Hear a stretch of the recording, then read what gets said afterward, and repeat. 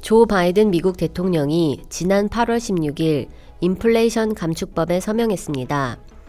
이 법안의 명칭은 인플레이션 감축법이지만 역사상 최대 규모의 신재생에너지 산업 지원안을 포함하고 있는데요. 이 법은 미국이 탄소 감축을 추진하는 과정에서 나온 점이라는 것에서 다른 탄소 중립 선언 국가에도 많은 시사점을 주고 있습니다. 조 바이든 미국 정부는 친환경 정책을 중시하고 있습니다. 과거 도널드 트럼프 정부에는 파리 기후 협약에서 탈퇴하고 석유와 가스의 증산을 추구했는데요. 반면 바이든 정부는 기후변화에 대응하고 친환경 에너지 산업을 육성하려는 움직임을 보이고 있습니다. 이러한 친환경 에너지에 대한 비전을 담은 인플레이션 감축법, 즉 IRA가 최근 미 의회를 통과했는데요. 이 법안의 주요 내용은 3,690억 달러를 신재생에너지 및 전기차 산업에 세액 공제와 보조금 등의 형태로 지원하는 것입니다. 내용을 살펴보면 태양광 패널과 풍력 터빈, 배터리를 미국에서 생산 시, 그리고 전기차와 풍력 터빈, 태양광 제조 시설 투자 시에 세액 공제 혜택을 주고 에너지 전환 노력을 한 기업에 보조금을 지급하는 것인데요.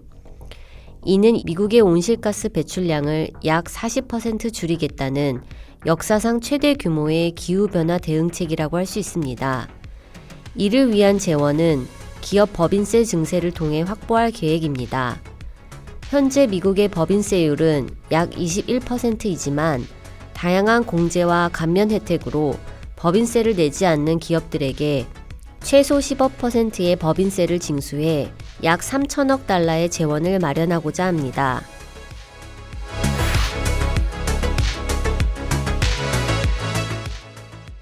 인플레이션 감축법은 재생에너지를 살리고 석유와 가스 기업을 죽이려는 의도의 법안이 아니라는 점에서 석유가스 기업들도 환영하고 있습니다. 바이든 정부는 취임 초기 연방 토지와 해역에서 신규 시추 허가를 금지했고 캐나다와 미국을 가로지르는 키스톤 XL 송유관의 건설 허가도 취소한 바 있는데요. 이 두 개의 조치는 바이든 정부의 향후 정책 방향을 알려주는 신호탄과 같은 조치였고 석유 업계는 이 조치에 크게 긴장했습니다. 그러나 이번 법은 과거의 정책과는 결을 달리하는 모습을 보이고 있는데요. 재생에너지 사업과 석유 사업을 같이 하라는 정부의 파격적인 규정이 그렇습니다.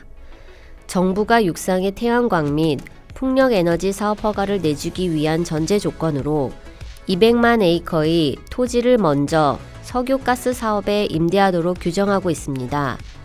또 정부가 해상의 풍력 및 태양광 발전을 위한 리스를 위해서는 직전 연도에 최소 6천만 에이커의 해역에서 석유가스 사업을 허용해야 한다는 것이 주요 골자입니다.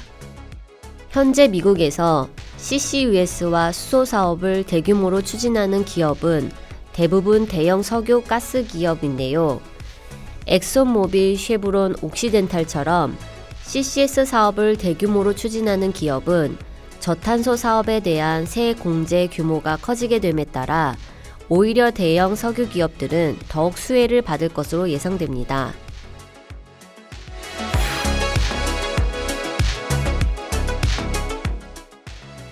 이번 인플레이션 감축법은 신재생에너지를 어떻게 확대해야 하는지에 대한 미국의 고민을 보여주고 있습니다. 그런데 이 과제는 미국뿐 아니라 탄소 중립을 선언한 모든 나라가 직면한 것인데요. 신재생에너지의 확대와 기후변화 대응은 그 정치적, 규범적 당위성 때문에 공약과 구상 단계에서는 대중의 지지를 쉽게 받을 수 있지만 그것을 법제화하는 것은 완전히 다른 문제입니다. 대중들에게 부담이 되는 에너지 비용의 증가를 가져올 수 있기 때문인데요.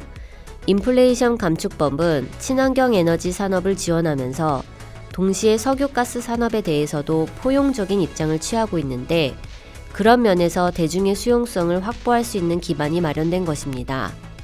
대중은 마음으로는 탄소 감축을 원하지만 행동으로는 유류세 인하를 바라고 전기료 인상을 거부하죠.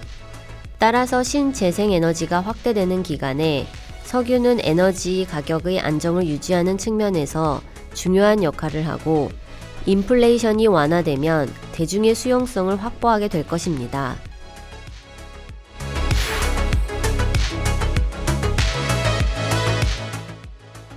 바이든 정부는 신재생 에너지 확대를 위해 인센티브를 계획하고 그 재원을 마련하기 위해 대기업 증세를 선택했습니다.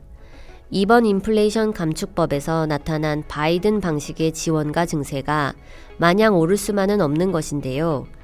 다만 새로운 에너지원의 개발은 필연적으로 비용과 편익이 동반된다는 점을 인식할 필요가 있다는 것입니다.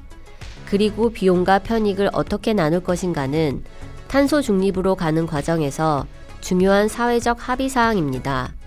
인플레이션 감축법의 발표를 앞둔 시점에서 우리 사회도 에너지 확보와 그 비용을 어떻게 다룰 것인지 고민해 볼 필요가 있습니다.